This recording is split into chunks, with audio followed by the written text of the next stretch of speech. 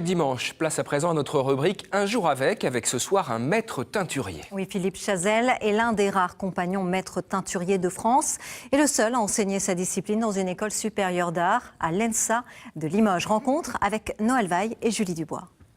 La couleur va amener obligatoirement dans ta démarche, elle va modifier la perception et l'image que tu peux donner. La couleur. À l'École nationale d'art de Limoges, c'est jour de teinture. Philippe Chazel est l'un des 3 compagnons maîtres teinturiers de France.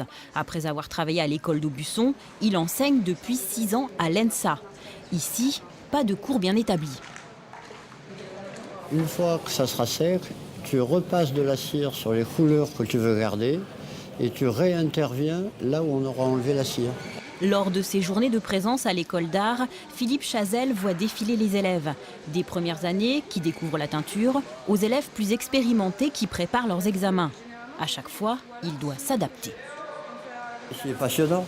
C'est passionnant parce que justement, vous avez 15 étudiants, vous aurez 15 réponses différentes auxquelles il faudra trouver une solution ou les amener à trouver une solution. Parce que le vrai but, c'est de les guider, mais de les amener à découvrir par eux-mêmes et à réaliser quelque chose.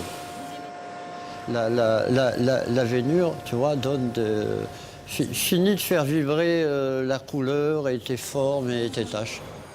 Il est vraiment très pédagogue, c'est-à-dire que des fois il sait les solutions, mais il va essayer de nous guider pour que nous-mêmes on les trouve et qu'on arrive aussi à avoir notre propre manière de pratiquer, notre propre manière de travailler. La journée se poursuit.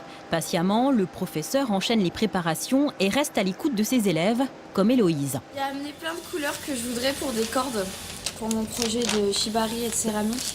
Eh ben, on va voir.